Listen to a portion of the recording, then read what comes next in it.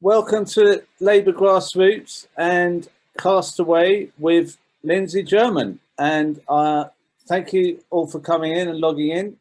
We've got Lindsey there. Are you there, Lindsey? I am. Hi, Crispin. Thanks very much for inviting me to this. Great to see you. I'd just like to say I've obviously been a Labour member since about 2010, and I had a really bad time in the Labour Party for a few years where I wasn't getting anywhere because no one seemed to want me to do much. And then when Tony Benn died, it was almost the end. I thought, I can't carry on. There's no one in the Labour Party worth staying in for. I then I had an idea to do a tribute for Tony Benn, and I thought that there was no better place for his tribute to the money to go to than Stop the War. And that was when I met Lindsey. And I have to say, meeting Lindsey and meeting people from Stop the War really gave me a sense that there was a purpose to campaigning. And it was just coincidental that at the same time as that, Jeremy Corbyn was running for leader. So, Lindsey, your work with Stop the War, I mean, tell people a bit about how that came about and how long you've been doing this and what your plans are for the future. Well, it started nearly almost exactly 20 years ago now, 20 years ago this September, when we had the events of 9/11, and I'd actually switched on television. I was recuperating from a minor operation, switched on television at home, saw to watch Tony Blair as was the Prime Minister then going to the TUC, and of course suddenly you have all this news about the Twin Towers. The TUC was cancelled, everything changed, and we knew straight away that there was going to be, however terrible 9/11 had been, a war out of that would be even worse. And so we organised a meeting. It was absolutely huge. We had an overflow. We had 3 overflows at Friend's house in Euston.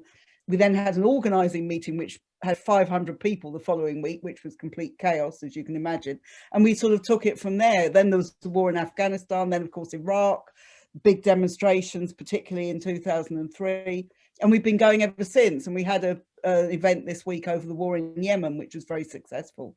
Yeah. So, you know, we're planning lots of events around the 20th anniversary, which obviously everybody is very welcome to come to in September, October. And the Yemen rally that you had, was it on Monday, or I think it was Monday, wasn't it? Yeah, that was amazing. You had Cornel West and Yanis Varoufakis and Jeremy, and you know, people from all over the world. Yeah, it was very good. It's fantastic. Now I haven't got very long. We've only got an hour, so I better, you know, the small talk better end now, because we're going to go straight into your first choice, which is Bella Ciao, which I am going to play now. Stamattina mi sono alzato, oh bella ciao, bella ciao, bella ciao, ciao, ciao. Stamattina mi sono alzato e ho trovato l'invaso, oh partigiano, portami via, oh bella ciao, bella ciao, bella ciao, ciao, ciao. Partigiano, portami via, che mi sento di morire. E se io muoio da partigiano, oh bella ciao, bella ciao, bella ciao, ciao, ciao. E se muoio da partigiano, tu mi devi seppellire e seppellire lassù in montagna. Oh bella ciao, bella ciao, bella ciao, ciao, ciao. Seppellire lassù in montagna, sotto l'ombra di un bel fior. Tutte le genti che passeranno, oh bella ciao, bella ciao, bella ciao, ciao, ciao. E le genti che passeranno ti diranno che bel fior. E questo è il fiore del partigiano, Oh bella ciao, bella ciao, bella ciao, ciao, ciao. Questo è il fiore del partigiano, morto per la libertà. Bella Ciao. Could you tell us more about the song and why you chose Bella Ciao? Well, it's a very famous song of the Italian partisans, who were the people who fought against their own government, against firstly Mussolini and then the German occupation in Italy during the war, the Second World War. And the reason it means so much to me is I went to Italy when I was young on holiday, and in the early 70s, and we went to a Festa dell'Unità one night, which was lovely open air festival like you have in Italy in the summer, which was the Communist Party, who were huge in Italy at the time. And they had a singer who sang this song and everyone went completely berserk. And it's a lovely song, and you can, you know, it's got a lovely tune. I heard it later when I was in Portugal in 74, 75, where there was also a big revolutionary movement. And then I never heard it again until I went to Genoa for the big anti-globalization demonstrations in 2001, which were terrifying demonstrations. They were very heavily policed. Actually, one person was killed on the first day of the Genoa protests. And I heard people singing it again, and it meant so much to me to hear it. It's a very inspiring song, particularly on demonstrations and when you go on international demonstrations. And now it's become a real global thing. It's a very popular song, and quite rightly, it's a tribute to the partisans, but it's also got so much resonance for us today, I think. So who were the partisans? They were the people, they were like the resistance in France, and right. You had them in Yugoslavia, you had they're called partigiani in Italian, and they fought particularly in the summer of 1944 when the British and Americans were kind of coming up Italy, but the Germans were still fighting a very, very vicious fight. And many of them were killed. There was a huge massacre of some of the partisans and civilians at a place called Marzabotto, which is in the middle of Italy. There's another one I'm very familiar with where the Germans went into a church in a village and killed all the men, including the priest in the church on the Saints' Day in June 1944. There were huge reprisals against the partisans. They were incredibly young. They hid in the mountains. They fought a guerrilla war against the Germans and their fascist supporters in Italy. And their story is a tremendous story. It's a really, I would recommend anybody to read about it if you get the chance. There are some good books on it. And and actually there's a guy called Stuart Hood who was a guy who was a prisoner in Italy, a British soldier who was a prisoner in Italy, and they escaped, and he fought with the partisans and worked with, as did a number of British and other foreign prisoners of war during that time. Right. Okay. Well, that's a good start to the night with an anti-fascist song. And our next song is a different one. It's an American artist. It recorded in 1964. It's Nina Simone.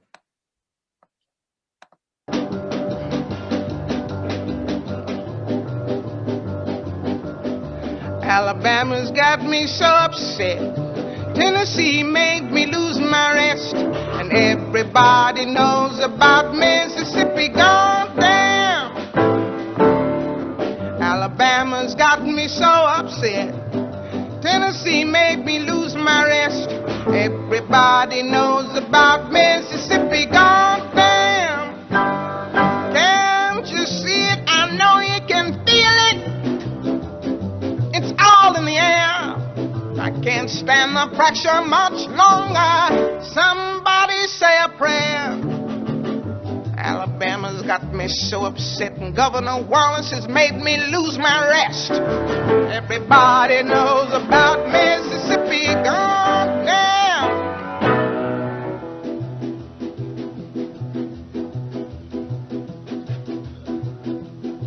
Hound dogs on my trail, school children sitting in jail. Black cat crossed my path. I think every day's gonna be my last. Lord have mercy on the land of mine. We all gonna get it in due time. time. I don't belong here, I don't belong there. I've even stopped believing in prayer. Don't tell me, I'll tell you. Me and my people just about do. I've been there, so I know they keep on saying, go slow. That's just the trouble. Too slow. Washing the windows. Too slow. Picking the cotton. Too slow. We're just plain rotten. Too slow. We're too damn lazy. Too slow. Our thinking's crazy. Too slow. Where am I going? What am I doing? I don't know. Just try to do my very best. Stand up, be counted with all the rest. Everybody knows about Mississippi. Goddam. Mississippi, Goddam. I hadn't heard of that song until you sent that list to me. I do like Nina Simone. She's one of my favourite singers, but I had not heard of that song. So can you tell us more about that, the background to that? Well, again, for me as a teenager, and I think for anybody of my generation, if you were becoming politically aware, one of the things that made you politically aware was the civil rights situation in the deep south of the United States. And, you know, this was a situation where there was complete segregation, where black children were not allowed to go to white schools. And there were big issues about, you know, one child will be escorted by National Guard to get them into a school where none of the whites wanted them to come. There were big demonstrations. There were people, again, there were people who were killed in Mississippi. 3 people who went from the north to help fight for civil rights were murdered by racists. And there was this was constantly, in my memory, this was constantly on the news. You know, you just had black and white television then, only 2 channels, I think, at that time. But it was always on the news that there was this horrible Governor Wallace that she refers to as the governor of Alabama, who was a total segregationist. There was a real ferment in the United States. And I think what Nina Simone really sums up with that song is, and she was a very political woman as well as a brilliant singer. And I think it sums up the kind of growing awareness that there's got to be more militancy, that this is a fight, that they're not going to win just by begging a few politicians to change things for them. They are going to have to do it themselves. And that was a process that went on throughout the 60s, you know, went on as people thought that just marching peacefully would do it. And then you had, you know, Martin Luther King and I Have a Dream speech and the huge demonstration that took place in Washington and all the different things that took place. But gradually it became clear that what a violent society America was and how committed so many people were to segregation. So they went to more and more militant ways of taking action, and they did eventually succeed, although they didn't succeed, as we know, in eradicating racism or indeed dealing with many of the issues that they had to deal with at the time.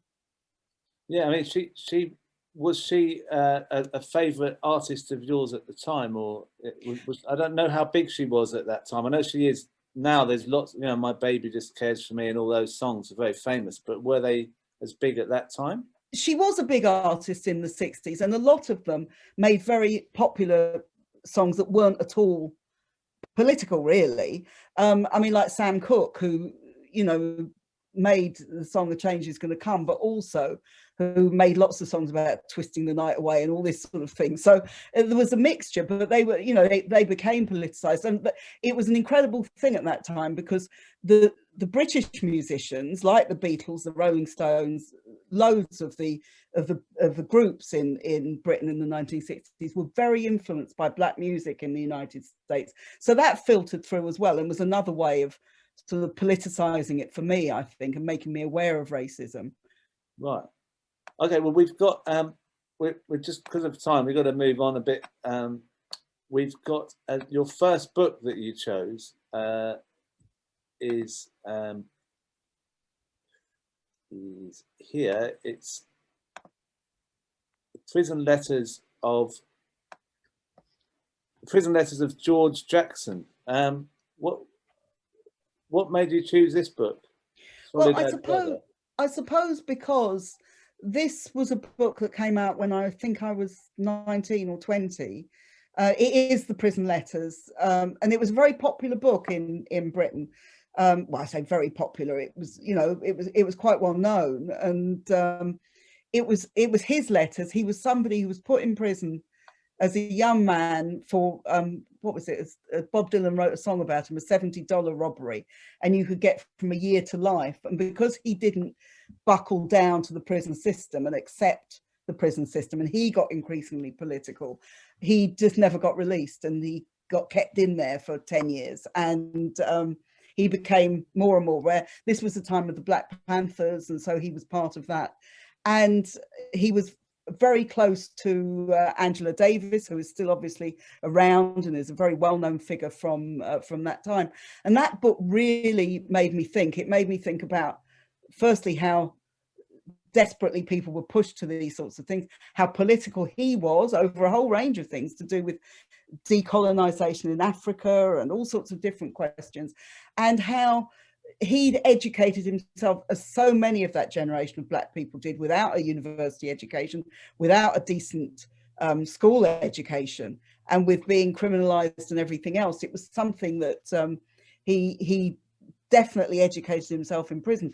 He got shot in 1971. They said he was trying to escape, and but it was fairly obvious that I think that they were going to kill him, as they did to a lot of the Panthers. And Bob Dylan wrote the song about him, and it was a real sort of cause at the time. So it's a book that really influenced me, although it is just prison letters, if you like. It's not a long theoretical book, but I found it very, very important in my life. All right, so it's actually just letters to, who's he writing to his family, or his family, to other people that are political, to Angela Davis, to all these different people. Yeah. All right, I'll be interested to read that. That sounds really good. Now I'm going to move on to a London band. So we've gone from there to London here. This is a very popular song. Kinks.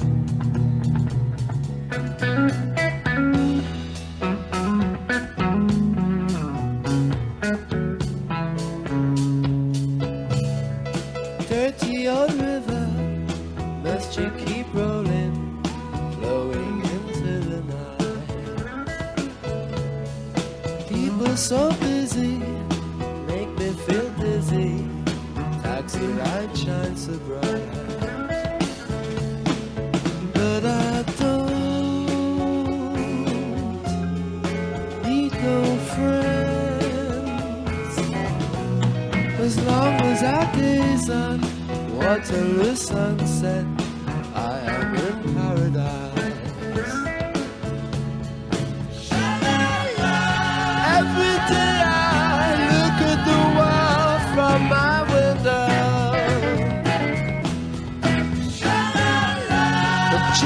Chilly evening time. Waterloo sunset's fine. Waterloo sunset's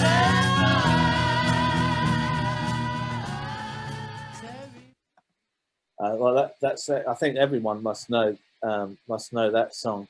Is it a personal reason for you picking that, or well, any story behind it?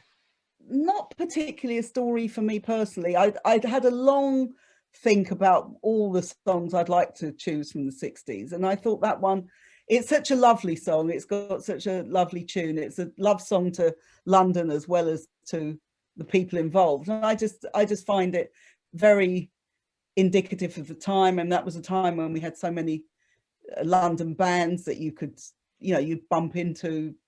One of my friends bumped into Pete Townsend from The Who going into CNA's in Wembley, and this was the kind of way it was, and you could bump into all these people, Stevie Winwood and all, from Spencer Davis. So it was that kind of time, and I think Ray Davies does it brilliantly. The way he sings it and the arrangement of it. It's a really lovely song, and I am a London person. I think London's a marvelous place. I know lots of people don't agree with this, but I do. Part of London are you? Which part of London are you from? I grew up very near where in Hillingdon, where John McDonnell has his constituency, and I now live in Hackney. I went to the London School of Economics, and I ended up in Hackney because it was cheap. And I don't know if other people are like this, but I never kind of moved. You know, I moved house, but I didn't move from the area. And so that's quite near to Waterloo Bridge, isn't it? The LSE. Yeah. So that's probably, that must have been quite. You were there in the 60s, were you? No, I went to the LSE in 1972. So, so just about the same time. Yeah.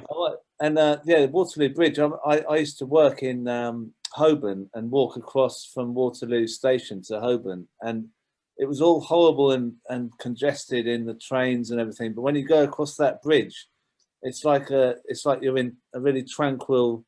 You get the breeze, and it's quite a nice part of London. But then you get back to the hurdy-burdy. But yeah, it's a lovely song to choose, and not political particularly. So well, I do feel slightly, having described the previous ones, that there's a lot of sort of death and destruction. So hopefully it's a counterbalance to that as well.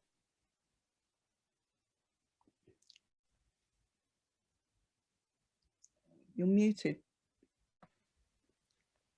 Our next song is actually we're going for opera now, and it's Verdi. Oh no, sorry. Wrong one. Let me go again.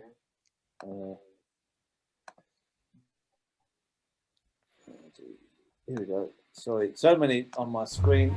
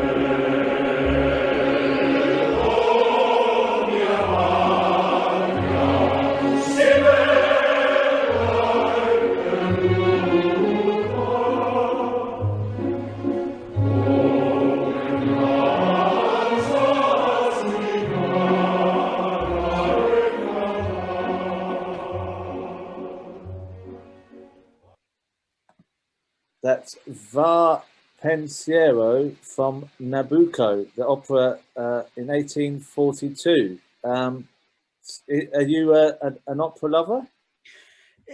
Not the reason I chose it is because it was the first time I ever heard opera.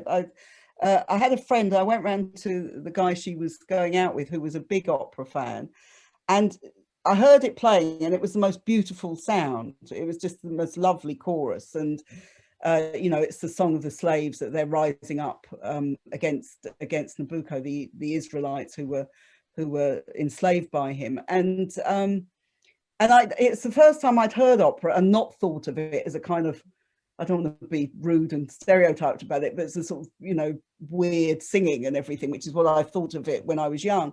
So since then, I've been to lots of operas. I really enjoy going to them. I'm not an expert at all about it, but it is something that I think there's a lot of these. And of course, Verdi in particular was very connected with Italian nationalism.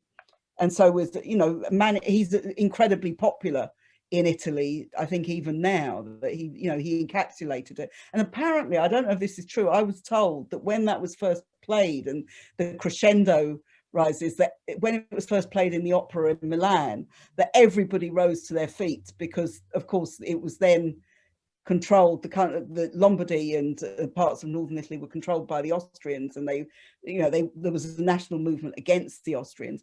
So it had that expression of, you know, people wanting to overthrow oppression, which I thought was important. And I looked up on Wikipedia, which isn't the best research you could do, but it did say that the Italians regard it as almost like their second national anthem, or they regard it in that way. And that leads us quite cleverly, I think, onto our next book, which is The Leopard. Now, I have seen the film of this with Burt Lancaster. What made you pick this book? Because it's about the unification of Italy in some way. It's got a story, the backstory of that, isn't it? Yeah, it's a book which was written by Giuseppe de Lampedusa, was an aristocrat who wrote it in the 1950s, and it's about a prince at the time of the unification of Italy and how Italy is changing. And the very famous phrase from it is that everything has to change in order for everything to stay the same, which is what the prince's nephew Tancredi says to him, and says in the film, as you'll be aware of it. It's a beautifully written book. It describes brilliantly this transition from the old feudal society to a much more modern industrial capitalist society. And it's relatively short. I mean, I had a long searching. I love novels. I read lots of novels, and I think I always think people say, "Oh, I never read novels." It really gives you a window into so many areas of life that you wouldn't otherwise find. I think this one, it's relatively short. It's beautifully written. As you say, the film is equally good, and that's unusual. Usually you think, oh, the film's better than the book, or the book's better than the film. I think they're both superb, and they do tell you about this society in flux and the decay of the old order and how it changes. And of course you've got in it the people who are fighting with Garibaldi for Italian unification, so it ties in with Verdi's opera, which was 20 years before. All right, so I did a good tie in there. I mean, I could have put the books at the end, but I thought I'd put that in with the Verdi. So right, that's great. Now, I thought I'd just talk to you a little bit about the demonstration in 2003, which is still said is the largest ever demonstration in this country. Is that right? Yeah, we did there was a survey, there was an opinion poll, which I can't remember who did it. I think it was in The Guardian, which said that 1 in every 23 households had at least one person on that demonstration, and that would add up to more than 2 million. And there was a geographer, an urban geographer, who also put it at close to 2 million. I mean, it's impossible to tell, but bigger than anything else that's been in this country, I think. And that was all over the country, wasn't it? It wasn't just in London, because obviously we see the London scene, but we're in other cities as well. Was that right? It was mainly in London and in Glasgow, where the Scottish Labour Party had their conference, and Tony Blair was addressing that. So there was a very big demonstration there, something like 80,000, 90,000, I think. And there were lots of local demonstrations where people just couldn't get to London or Glasgow, who just said, "Okay, we'll." And you were the convener for the Stop the War at the time. So you were was it your responsibility that this all came off? I mean, I was one of them. Were you nervous that day? The day was so strange. I wasn't nervous about it by the time we got to the day, but it was so strange. It went in a flash, really. I don't know if it's like that. People say that sometimes about the day they get married and all that sort of thing. But it seemed to me, and it went so quickly, and there were all these different people, like Jesse Jackson was speaking, so that was, there was all his entourage, and there was all sorts of different speakers. I mean, Tony Benn obviously spoke at it, Michael Foot spoke at it. And we'd had a big argument with the government because they didn't want us to use Hyde Park, because they said it would damage the grass. So we had to have a huge argument over that, and we had a meeting with them with the Hyde Park authorities and various government authorities in a little house in Hyde Park, and we just said, well, we're coming to Hyde Park. And Michael Foot said, well, I'm insisting on coming, and if necessary we'll tear down the railing. So that was the sort of mood a week beforehand. So we went ahead. They gave in the end and let's do it. Yeah, it was. I was on that one. I'm pretty sure. Probably. I bet the percentage of people on this Zoom. I bet about I'm sure 50% of them were on there. Can anyone who was on that Hyde Park demo? Can you put your hand up or do something on the chat just so we know that you were there? And at this moment I thought I would bring in Rob, because Rob Johnson has actually written a song especially about that day. Rob, everyone's putting their hand up and I can't find him now. I can now. Rob, are you there? Yes. Yeah. Song. Now, what's the song? It's the day we all said stop the war, and it was brilliant because I remember anywhere I went in London, there were people with stop the war placards. It was just brilliant. We just took over the city. It was so inspiring. Best demo I've ever been on. So it's a song about it.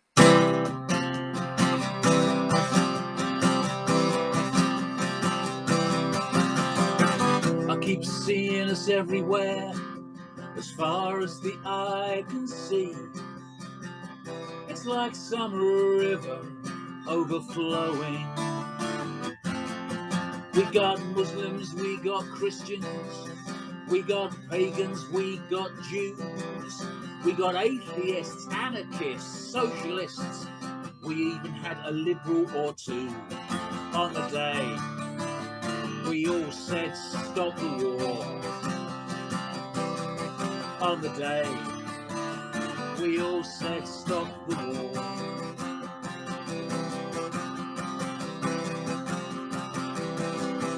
We got keffiyehs, we got t-shirts, hijabs and rainbow scarves. We got placards that say we're angry. We got placards that make you laugh. We got whistles, badges, banners, 10,000 djembes and a salsa band. We got pensioners, we got pushchairs, arm in arm and hand in hand. On the day we all said stop the war.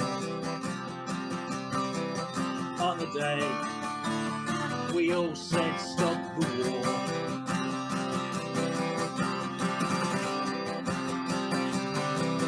We got the actress and the bishop.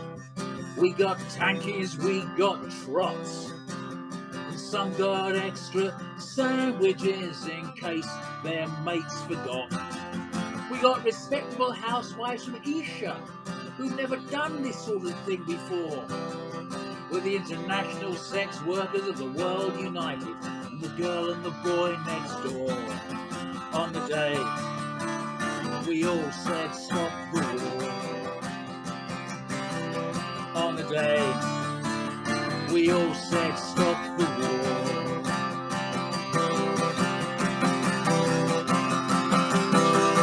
We got that what's the name from off of the telly. We got that bloke I met called Steve.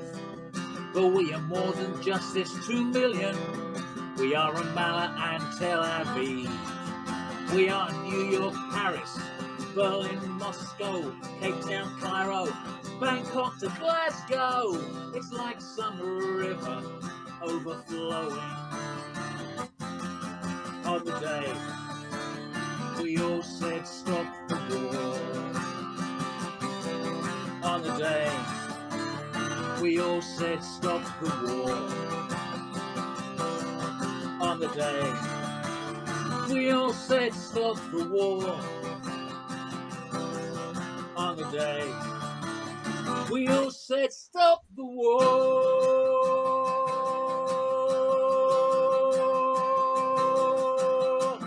I keep seeing us everywhere. I keep seeing us everywhere. Well, that's New York, Paris, Berlin, Moscow, Cape Town to Cairo, Bangkok to Glasgow, and London. All London.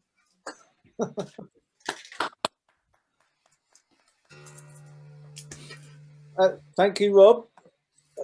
That's great. And so, yeah, I think that demonstration inspired so many people to get active in politics in different ways, and you know, in a way, it sort of brought the wave that brought Jeremy Corbyn in some ways, because lots of people joined Stop the War and were keen on him from then. So, you know, thank you for that, Lindsey.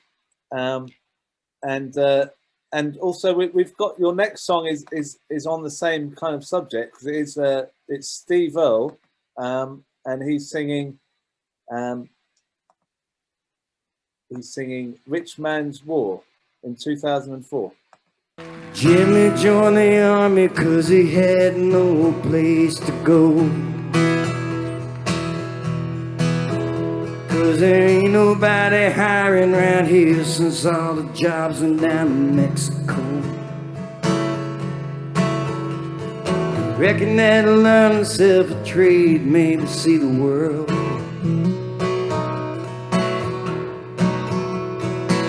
Move to the city someday and marry a black-haired girl.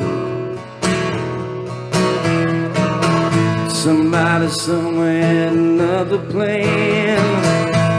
Now he's got a rifle in his hand, rolling into Baghdad, wondering how he got this far.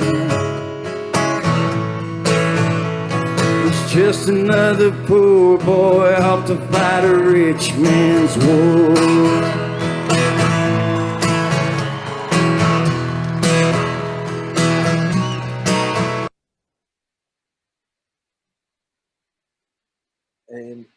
So, Lindsey, what's the backstory to that? I haven't heard Steve Earle before.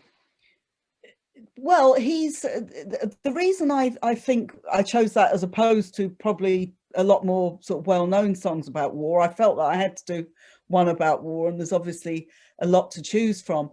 I think he's got a very good song because it does talk about the poverty that leads so many people to join armies, particularly in the United States, where it's a very big phenomenon, particularly in lots of the areas which have been deindustrialized and so on. But also, I think he's got a very good way of talking to people from that background. And he's done stuff recently about West Virginia and some of the areas that we often in this country associate with Trump and with everything that people think is bad. But actually, of course, those areas have a very good tradition of union organizing, have a very, you know, they're very working class areas. In West Virginia was a very big mining area. And that's lots of that has gone. And one of the challenges for the left, I mean, obviously we're here in Britain, but we have some of the same sort of challenges here in Britain, is how we say things which are relevant to people who feel all that's been taken away, and how they don't just get, you know, caught up in the idea that blame somebody of another color or blame your neighbor who you think's getting benefits when you're not, or the kind of things, the scapegoating that we see all the time now. So I thought Steve Earle, you know, he's got that. I like his style of music, and he gets that across, and he talks very directly, whatever it's about, and lots of it obviously is about romance and things like that. But he talks very directly to people, I think, and that's good. Well, I mean, on that video, I did cut it down a bit, but before he starts singing, he says that 2 of his children are the age to be they could be conscripted, and he's worried about that as a parent. I mean, that's the sort of thing where people can talk about their own personal story and how it relates to things, instead of just saying this is wrong and that's right. They can actually bring their own personal stuff into it. That's even stronger, isn't it, as an argument? Now I am going to move on to another American artist, and I haven't heard of this song either, but he's well known, obviously, Bob Dylan. This song is called Duqesne Whistle.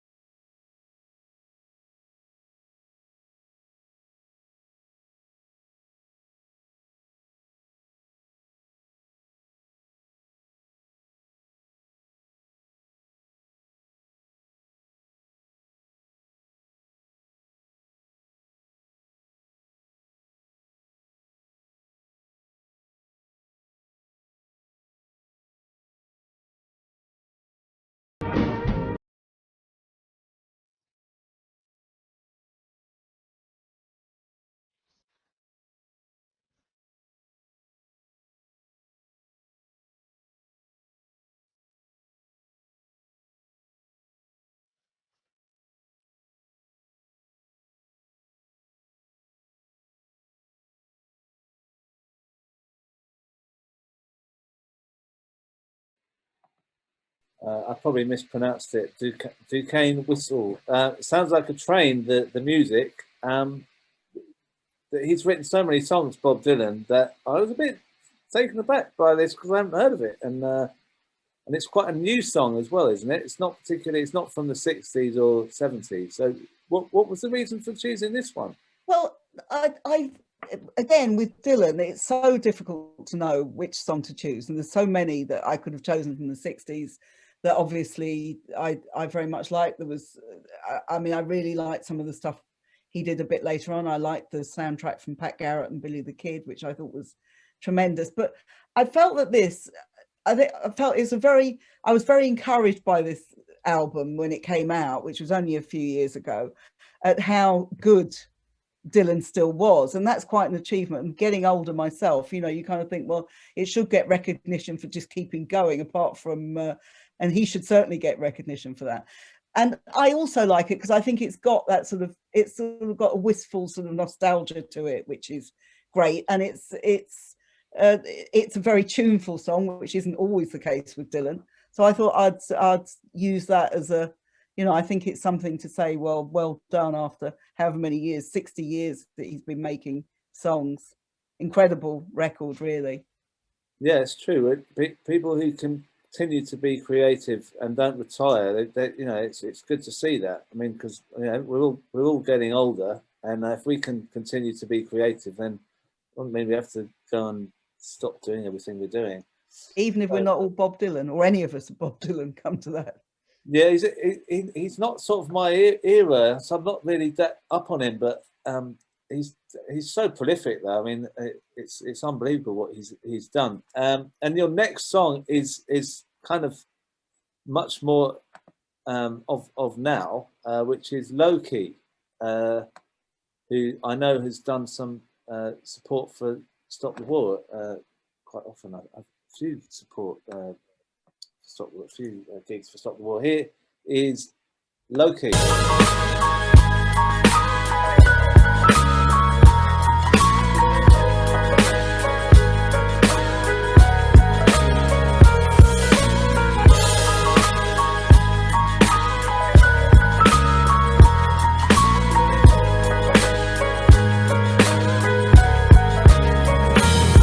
From West End to the West Bank, I write righteous rhymes with my right and wrestle the devil with my left hand. Never worked for a Zion, it's never been a yes man. My art is like Rembrandt painting pictures of death camps.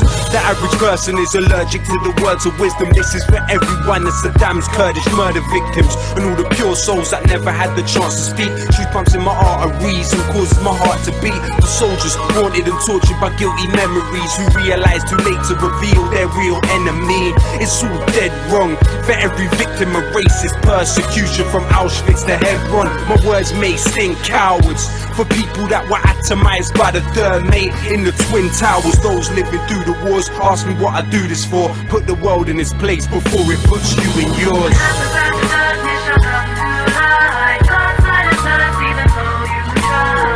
You can try to avoid us, but it's pointless. You can never avoid the voices of the voiceless. Take our freedom, take our pride. You can try to avoid us, but it's pointless. You can never avoid the voices of the voiceless. Lowkey, the voice of the voiceless, 2011. So have you have done a few gigs with Lowkey, or he's spoken as well at Stop the War? He has, and when you say have I done gigs, I'm certainly not singing with Lowkey. I think he's absolutely great. I really got to know him during 2009 when there were the Palestine demonstrations, and he wrote the song "Long Live Palestine," which is, you know, another very good song. But I like this one because it does encapsulate so many different issues. You know, it talks about war, it talks about racism, it talks about lots of different issues, and I think lots of the younger people involved in the anti-war movement, the Palestine movement, all the anti-racist movement, I think they want to bring all these different issues together, and quite rightly that we should be looking at them in that kind of way. Yeah, and there are a lot. I mean, the Stop the War does have a very young following as well, doesn't it? Like this show does have. As you can see from the people on this Zoom, we're all really young on this Zoom as well. But maybe not quite as young as Stop the War. Although we have Isaac, who can bring the age down a bit there. And Stop the War does a lot with putting on events that inspire more people to get active, which is something that, as I was saying at the very beginning, I thought the Labour Party was failing in that, especially in the Miliband years when I was there, where there was not much to inspire people activity-wise. And Stop the War is always doing that, isn't it? I think you have to be active. I think for, you know, obviously people decide how they're going to vote and what organisation they're going to join.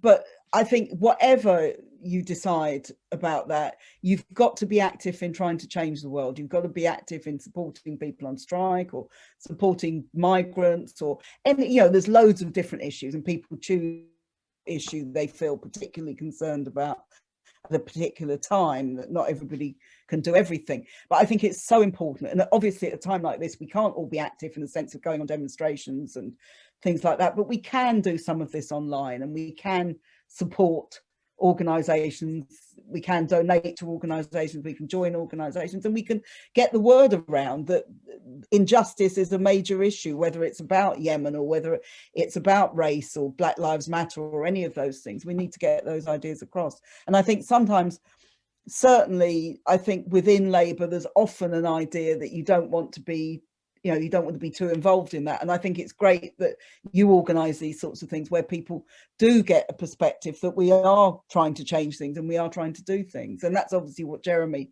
stands for as well. What I found so good during Jeremy's leadership was the number of groups who rallied behind him, like Stop the War, People's Assembly, you know, that CND, they'd be at these rallies and they try and push the other ideas around the campaigns they were on, you know, for Labour to pursue them. And I just, you know, I just think we need to keep that movement, the whole movement together. Maybe Jeremy's not there, but if we can all kind of combine forces in some way, I mean, on these, maybe online on these things, it's something to do then. That was the feeling I got at the time. It was really exciting that all these groups were collaborating. Do you see that as falling apart a bit because Jeremy's not there? Well, I think we have to make sure it keeps going. I mean, I think for lots of people, what's happening now with the Labour leadership is much more narrow.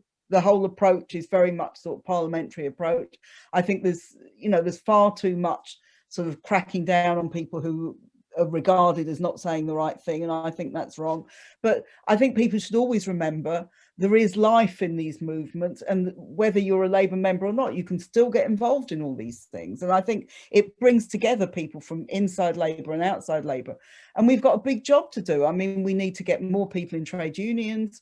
There's all these issues brought up by COVID to do with why is it that all the inequalities in this country are now highlighted by COVID, that it's Black and ethnic minorities more likely to get the disease, the poorest people more likely to get the disease. This is a sign of a failed state, quite honestly, and we've got to do what we can to change it. And that will take all of us, through the People's Assembly and through Stop the War and through all these different organisations. Yeah. Well, I'm going to move on to your final book that you chose, which is Eleanor Marx, and it's by Yvonne Kapp, and it's the first 2 volumes, or is it? Are there only 2 volumes? I'm not sure if there were more to come. There's 2 volumes. There's 2 volumes. So what? I haven't read any of it. So can you tell us? Can you précis Eleanor Marx's life for us?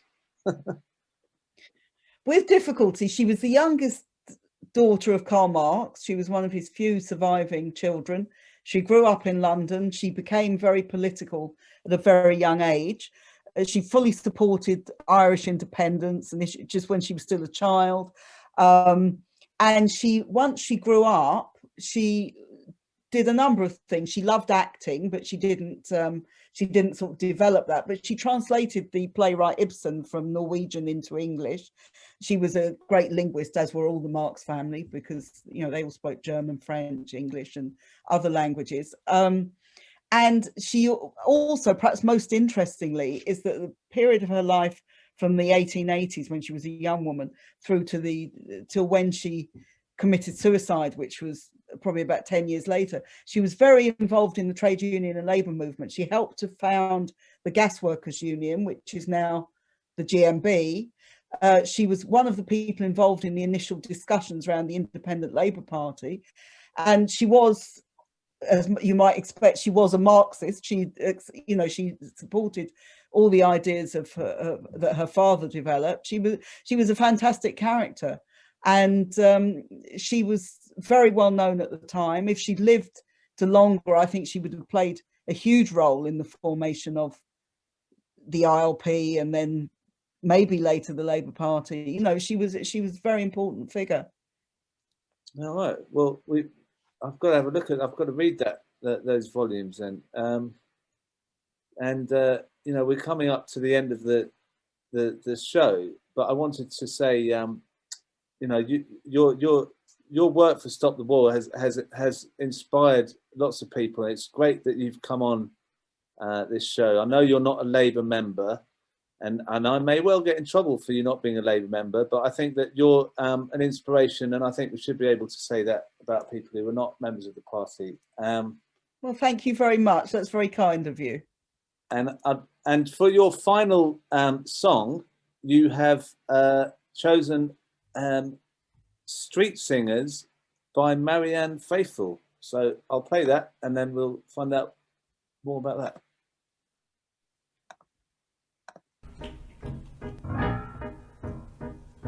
Now we've come to this good ending, happily all hands unite, and with money in your pocket you can clean up prices right. There are some who dwell in darkness, there are others bathed in light. You can see those who are shining, those in darkness pass from sight. You can see those who are shining, those in darkness pass from sight.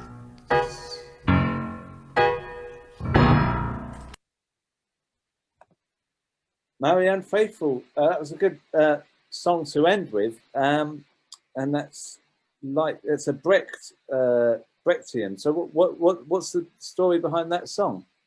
Well, it's at the end of the Threepenny Opera, which is probably Brecht and Weill, you know, who was the guy who wrote the music, their most famous collaboration, and very, very popular in pre-Hitler Berlin.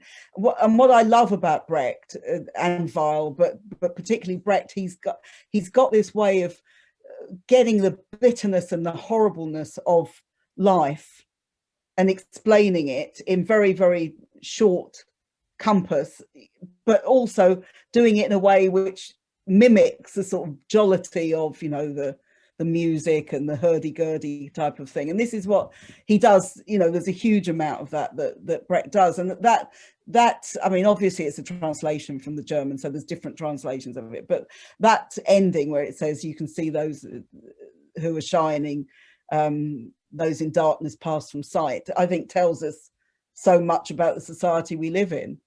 You know, we don't see the people who are lying on the streets, or we don't see the people living in poverty, or not enough of us do. And I think Brecht is just a wonderful exponent of that. You know, and he also is so good.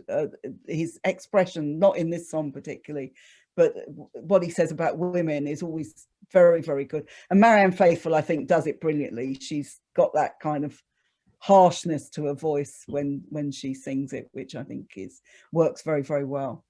Yeah, she sounds like she's had a few fags. She smoked a few fags. Yeah, maybe. Yeah.